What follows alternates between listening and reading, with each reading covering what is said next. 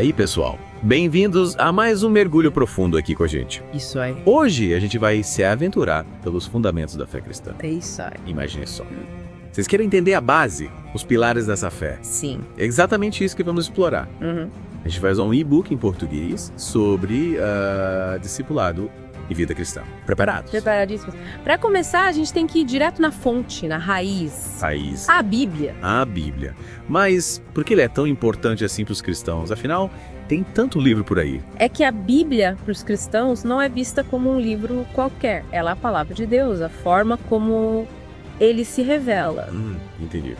Mas me explica uma coisa. Como um livro escrito por tanta gente em épocas tão diferentes pode ser a palavra de um único Deus? Essa é uma das coisas mais fascinantes da Bíblia. Apesar de ter sido escrita por cerca de 40 autores, durante 1.600 anos com estilos e perspectivas diferentes, ela tem uma unidade incrível. 1.600 anos. É muita história.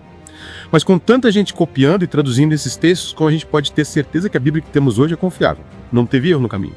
É verdade, os textos originais, os autógrafos, não existem mais. O que temos hoje são cópias de cópias, e é normal que alguns erros tenham acontecido nesse processo. Mas o mais incrível é que as informações históricas, geográficas e até científicas da Bíblia se encaixam com descobertas arqueológicas e outras fontes históricas. Então a Bíblia tem base histórica. Interessante. Mas e aí, o que isso tem a ver com a gente hoje? Qual a relevância disso tudo para nós no século XXI? A Equitabelas da Bíblia. Ela não é um livro morto, preso no passado. Os cristãos a veem como um livro vivo, eficaz, que fala com a gente hoje. E tem mais. Ao ler a Bíblia, eles acreditam que estão em contato direto com o autor Deus. É como se Deus estivesse falando com a gente através das páginas. Que incrível! Mas mudando um pouco de assunto, como os cristãos entendem o caminho para a salvação? O que a pessoa precisa fazer para alcançar essa salvação? Essa é uma pergunta fundamental para a fé cristã. A resposta é: a salvação é um presente de Deus, uma dádiva. Não depende da gente. É o que chamamos de graça. Peraí, então quer dizer que não importa se a pessoa é boa ou má, se faz coisas boas ou não. É tudo a mesma coisa. Calma. Não é bem assim. As boas ações não são o que garantem a salvação, mas elas são um reflexo da salvação, uma consequência da transformação que acontece quando aceitamos Jesus. É como está escrito em Tiago: a fé sem obras é morta. Ou seja, a fé genuína em Jesus nos leva a agir, a fazer o bem. Entendi. A fé em Jesus é a chave. E as boas ações são como um fruto dessa fé. Mas e o livre-arbítrio? Onde ele entra? Deus escolhe quem vai ser salvo ou nós temos alguma escolha? A parábola do filho pródigo, em Lucas, ilustra bem essa questão. O filho, que representa cada um de nós, decide se afastar do pai, que simboliza Deus. Ele tem a liberdade de fazer isso. Mas quando ele se arrepende e volta para casa, ele não está comprando seu lugar de volta. Ele está reconhecendo que sempre pertenceu àquele lar. A salvação é como esse retorno, um reconhecimento do nosso lugar junto a Deus. Que legal. Então a salvação é um presente de Deus recebido pela fé e as boas ações são o resultado dessa nova vida. Mas me tira uma dúvida. O que significa nascer de novo? Essa expressão que os cristãos usam tanto é voltar a ser criança. Ótima pergunta. Nascer de novo não significa um renascimento físico, mas sim uma transformação espiritual profunda. É como se a nossa alma fosse renovada, purificada pelo Espírito Santo. Então uma mudança interna, uma reforma da alma, que fascinante.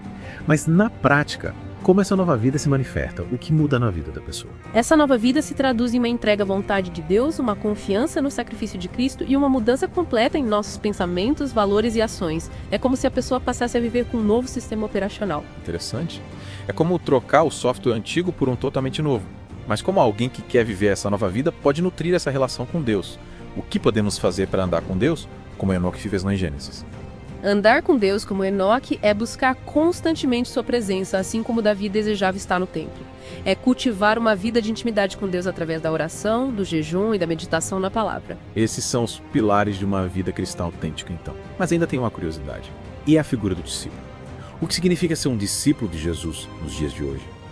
É só ir à igreja e pronto. Ser um discípulo de Jesus vai muito além de um rótulo ou de frequentar cultos.